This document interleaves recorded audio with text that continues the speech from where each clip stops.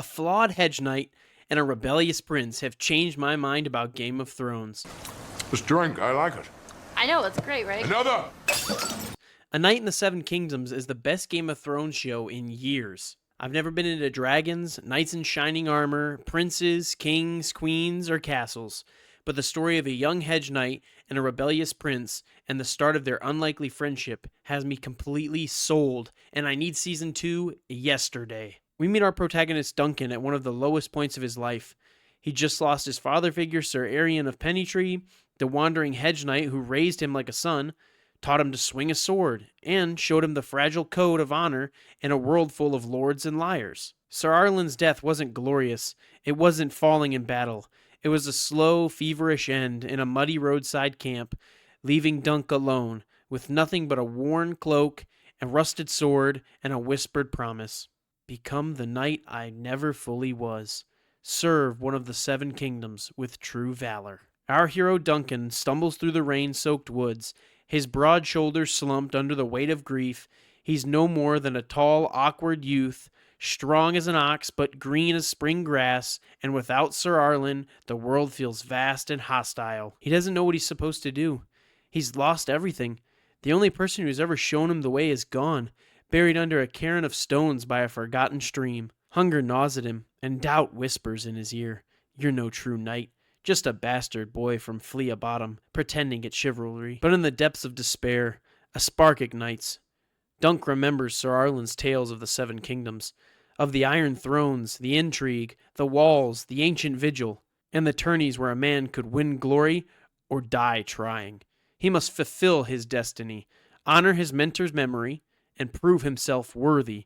With a deep breath, he straightens up, grips the sword's hilt, and vows to become a sworn knight. And then what's great about all that is the scene cuts abruptly to him using the bathroom beside a tree right off the bat. So the show is already balancing emotional depth and comedy brilliantly. That quick, earthy moment doesn't just undercut the drama for laughs, it reminds us that even in Westeros, knights are still human. Dunk isn't a polished hero. He's a big, awkward guy dealing with grief, hunger, and bodily needs like anyone else. The show uses these small, relatable moments to keep things light, without ever feeling cheap or forced, setting the tone for a series that's heartfelt one minute and genuinely funny the next. So, Dunk sets off on his journey, his boots churning the mud of King's Road toward Ashford Meadow, where rumors speak of a grand tourney that could change a man's fate, but the path is far from straight.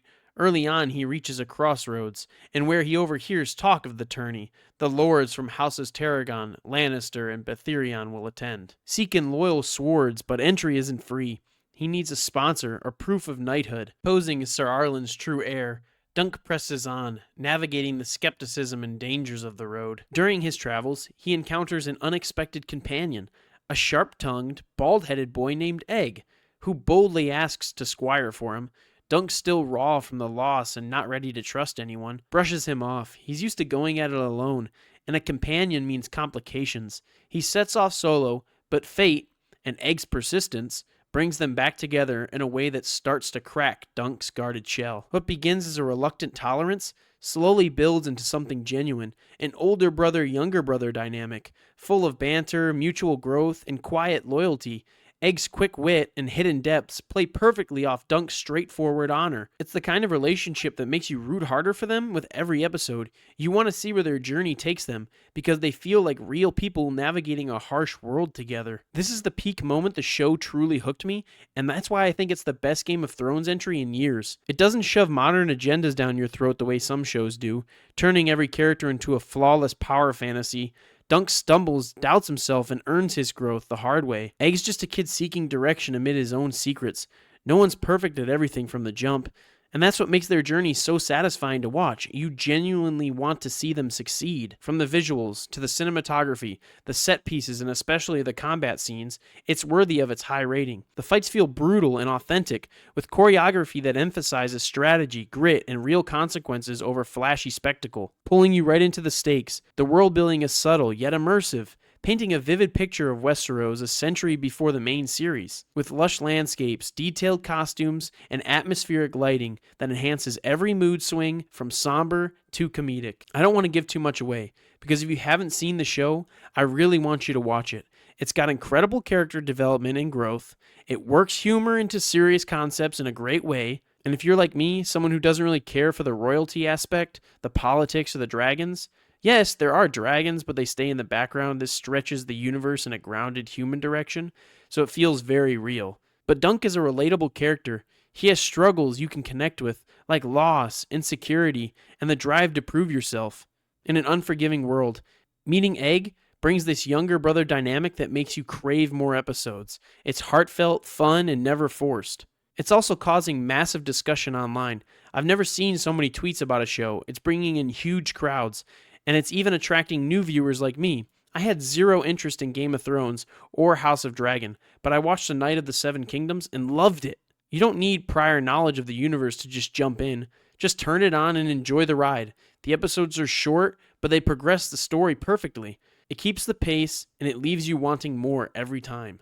In the community, things got wild though. When episode 5 dropped with sky-high ratings, tying or challenging some all-time records. And if you don't know what I'm talking about those Breaking Bad fans who got salty and started review bombing. We had Breaking Bad fans and Game of Thrones fans review bombing between shows over IMDb scores. It was ridiculous, but kind of hilarious. And HBO leaning into memes just keeps the energy alive. It was hilarious, and it was so funny to watch happen on Twitter. And that makes other people want to watch it too.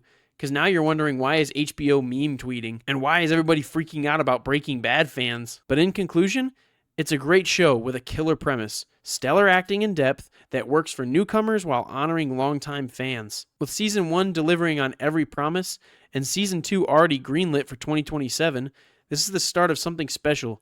If you're on the fence, or if you're like me, and you thought you would never care about another Westeros story, start here, you really won't regret it. Go watch Knights of the Seven Kingdom, please, now. If you're a Game of Thrones fan, don't forget to hit that subscribe button. If you're a Knight of the Seven Kingdoms fan, drop a like. Tell me what you want to see in the comments for the second season, and I'll see you in the next one.